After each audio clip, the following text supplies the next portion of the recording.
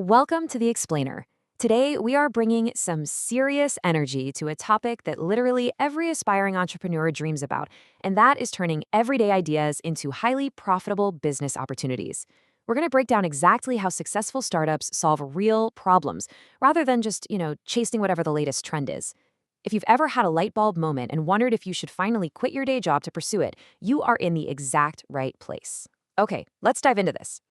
I actually want to challenge your ego right out of the gate by dropping this absolute golden rule from business coach Sir CP. Remember, not every business idea is a good business opportunity. It's a harsh truth, but it's a completely necessary one. You might have a brilliant, incredibly original idea. But listen, a cool idea in your head is very, very different from a living, breathing business that actually makes money. We absolutely have to separate standard ideas from true business potential. Which naturally leads us to the million-dollar question. So, how do you know if your idea is actually worth pursuing? How do you separate the winners from the total time wasters? What we really need here is a reliable step-by-step lie detector test for startup ideas. And lucky for us, Sir CP has laid out a proven framework to do exactly that. Here is our structured roadmap to stress test your concepts today. Idea versus real opportunity, solving real customer problems, the startup reality check, the healthy veal test, and finally, the ultimate success formula. Section 1. Idea versus real opportunity, the fatal flaw of new entrepreneurs. Section 2. Solving real customer problems, the foundation of profit. So, the fatal flaw of most new entrepreneurs is that they focus entirely on what they can sell rather than what customers actually need. They build a product in a total vacuum and then just go out looking for people to buy it. To fix that, we have to build on the absolute foundation of profit. Find a problem first, then provide a solution. Honestly, if you aren't solving a problem, you aren't building a business. You're really just engaging in an expensive hobby. Circes points out that a good business opportunity must satisfy a real, immediate need. Just think about an office area where workers are constantly struggling to find affordable lunch. It's a daily, nagging frustration. That is a real problem. An entrepreneur who steps in and starts a food delivery business specifically providing affordable meals to those exact offices is actively solving that problem. The solution only has value because the problem existed first. And that builds directly into characteristic number 2, sufficient market demand.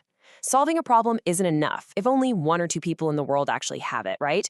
You must have enough customers who actively want or need your product. For example, opening a stationery shop right next to a busy school makes perfect sense because you have hundreds of students needing affordable pens and paper every single day. The key takeaway here is incredibly direct. No customers equals no successful business. You need volume for an idea to become a true opportunity. Section 3. The startup reality check. Profit, feasibility, edge, and growth.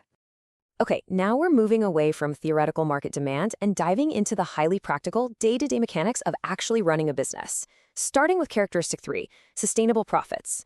Sir CP breaks down the math brilliantly here using 180 Kenyan shillings. A good opportunity has to allow the business to make enough profit to survive and grow. If it costs you 100 shillings to produce a product and your customers are willing to pay 180 shillings for it, your sales are going to cover your costs and leave a sustainable, totally reasonable profit margin. But if people want your product but they aren't willing to pay more than what it costs you to make it, well, you do not have a viable business opportunity, period.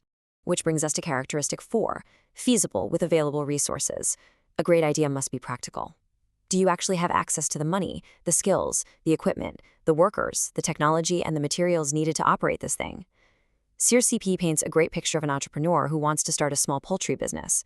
If that person already has a piece of land, basic poultry skills, and just enough capital to buy some chicks and feed, then this startup is genuinely feasible. They're leveraging their existing resources to make the business practical from day one. Next up is characteristic 5, competitive advantage. Imagine 2 businesses selling the exact same meals. One sells standard meals, but the other sells those same meals with a guarantee of free delivery within 30 minutes. That speed and convenience give the second business a massive edge. You literally have to give customers a compelling reason to choose you over someone else. Your advantage could be lower prices, better quality, excellent customer service, or unique products. Whatever it is, you must have an edge to stand out in a crowded market. Finally, we reach characteristic 6, potential for growth and expansion. A true business opportunity isn't just about what you can achieve today. It's about the possibility of becoming bigger and serving way more customers in the future. Think about someone who starts off just selling cakes from their home kitchen. If it's a real opportunity, the demand will increase, allowing them to open a commercial bakery, employ a team of workers, and eventually start supplying those cakes to major supermarkets and hotels. The crucial point here is to think beyond today. You have to look at the future potential. Section 4. The Healthy Meal Test. Stress testing the framework. Let's bring this entire framework to life by stress testing a master case study. Imagine an entrepreneur launching a healthy meal delivery service for office workers who struggle to find good food during their lunch breaks. We can walk systematically through all 6 characteristics to see how it holds up. First, does it solve a problem? Yes, it provides convenient, healthy meals. Second, is there market demand? Definitely. Many office workers need lunch every single day. Third, profitability? The meals can easily be priced and sold above their production cost. Fourth, feasibility? Well, it requires food, kitchen facilities, delivery, and workers, which are all accessible resources. Fifth, competitive advantage? They could offer more affordable meals and way faster delivery than local restaurants. And finally, growth potential? They can easily expand this service to more offices and eventually entirely different towns. Checking off all these boxes proves exactly how this specific startup actively passes the viability test. It's a genuine business opportunity. And our final section, number 5, the ultimate success formula, SirCP's final message. It is time to permanently shift our mindset away from that product-centric, what can I sell approach that traps so many beginners, and instead look at the definitive action plan for long-term success.